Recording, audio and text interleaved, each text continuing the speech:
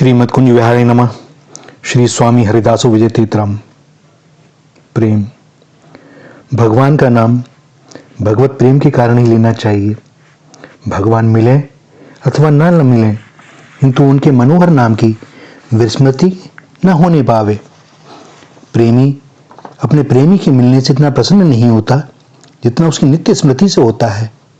यदि उसके मिलने से उसकी स्मृति छूट जाए तो वह तो यही चाहेगा कि भगवान भले ही ना मिलें, परंतु उनकी स्मृति उत्तरोत्तर बढ़ती ही चली जाए। यही विशुद्ध प्रेम है। प्रेम में स्वसुख की कामना हो ही नहीं सकती। प्रेम में कोई मांग होती ही नहीं। छीनने अथवा अधिकार का भाव भी नहीं होता। प्रेम में लुटा जाता है, लूटा नहीं जाता।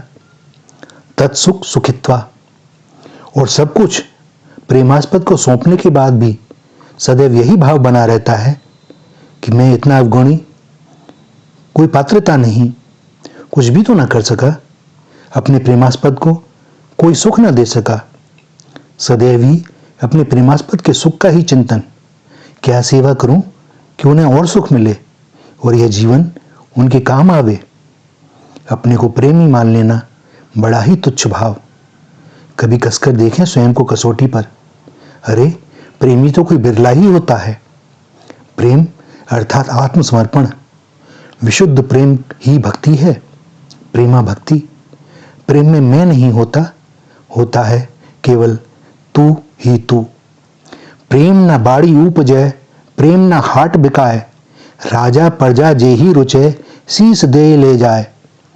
जिस प्रकार कोई विवाहिता स्त्री अपने मायके में आकर भी अपने पति की मधुर स्मृतियों में एकांत मिलते ही अथवा उनके नाम की चर्चा चलते ही खो जाती है और हृदय से खिल उठती है, विरहाग्नि प्रेम को अपने उच्चतम शिखर तक ले जाने में सहायक होती है।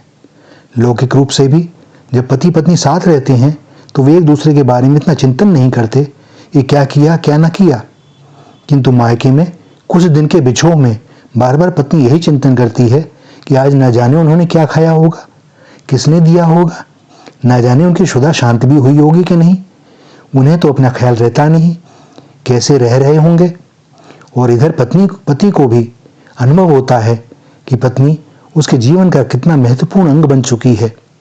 मन भावन भोजन नहीं, भोजन के साथ अदृश्य रूप से परोसा गया प्रेम नहीं, वस्त्र नहीं मिल रहे, वस्त्रों को कैसे धोवें, कब धोवें, कई दिनों से चादर तक नहीं बदली, कमरे की सफाई नहीं हो रही, संध्या समय घर लौटने की उमंग न रही, द्वार पर मुस्कुराकर स्वागत करने वाला कोई न रहा। दोनों ही ओर यह उत्कंठा कि शीघ्र मिलन हो, और जब मिलन हुआ तो 2-4 दिन में ही आगे पुराने ढर्रे पर। पुनः सब कुछ चल रहा है यंत्रवत। कभी कभी तो तर्क कुतर्क भी होने लगते हैं।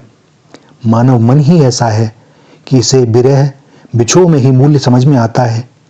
सहज ही जो मिल जाए उसका मूल्य कभी समझ में नहीं आता। और यही कारण है कि श्री हरि का मिलन अत्यंत सहज होने पर भी सहज नहीं है। भक्त श्री हरि कृपा से यह रहस्य जानता है, सो वह नित्य निरंतर श्री हरि की स्मृति को ही उनके दर्शन से अधिक महत्व देता है। और जब तक स्मृति है तब तक श्री हरि अपने प्रेमी के हृदय को छोड़ ही नहीं सकते। वे जावें तो कैसे, जावें तो कहां। भक्त तो निरंतर पुकार रहा है और कुछ मांगता चाहता भी नहीं।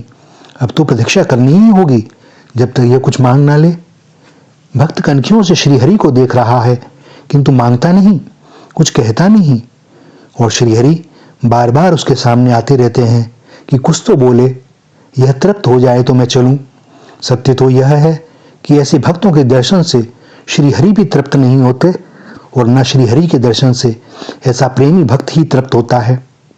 एक अनादिकाल से चली आ रही अतृप्ति, प्रेम में तृप्ति हो ही नहीं सकती।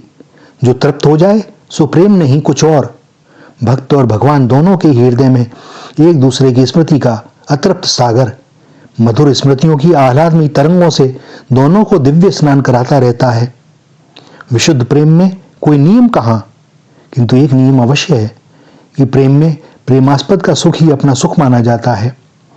जो वियोग वेदना, अपमान, अत्याचार और भय भर्त्सना आदि को भी सहज रूप से सहकर सुखी रह सके, वही प्रेम के पाठ का सच्चा अधिकारी। इस अतृप्ति का आनंद भला शब्दों में कैसे व्यक्त हो सकता है। तू मुझ में, मैं तुझ में प्रीतम, और रहा परिचय क्या। दोनों ही की सुध बिसर गई एक दूसरे में। अब कौन किससे मिले, मिला तो कौन मिला। बंद नेत्रों से दर्शन में जो आनंद, वह प्रत्यक्ष में कहां। निकुंज के कोने में मनमोहन श्री किशोर जी की स्मृति में स्वयं को भूल गए हैं और हे माधव, हे कृष्ण पुकार रहे हैं। और उनसे कुछ ही दूरी पर श्री किशोरी जी लताओं का अवलंबन लिए हुए हैं। उनके नेत्रों से अजस्र अश्रुधारा प्रवाहित हो रही है और रूधे कंठ से हिचकियों के साथ निकल रहा है एक ही स्वर, हा राधे, हा किशोरी। सागर की लहरें प्रचंड वेग से बार बार तट की ओर दौड़ती हैं, स्पर्श करती हैं, शांत होकर लौटती हैं और पुनः एक नई लहर उससे भी अधिक प्रचंड वेग से तट को स्पर्श करती है, इस बार कुछ और अधिक दूरी तक। सागर का तट, तट का सागर। सारी पोखर नदियां सब समय सागर में समा रही हैं, किंतु उसके जल में कहीं कोई बढ़ोतरी प्रतीत नहीं होती। किंतु तट से सागर का अविनाभाव संबंध अपनी स्नेहिल तरंगों से दुलार रहा है न जाने कब से। संयोग वियोग का एक अंतहीन दृश्य। रुचि के सवारे नहीं अंग अंग श्यामा श्याम, एरी धिक्कार और नाना कर्म कीवे पे। पायन को धोए निज करते न पान कियो, आली अंगार पर शीतल पे पीवे पे। बिचरे न वृंदावन कुंजन लतान तरे, गाज गिरे अन्य फुल वारी सुख लीवे पे। ललित किशोरी बीते बरस अनेक द्रग, देखे नहीं प्राण प्यारे छार ऐसे जीवे पे। श्री राधा श्री राधा श्री राधा।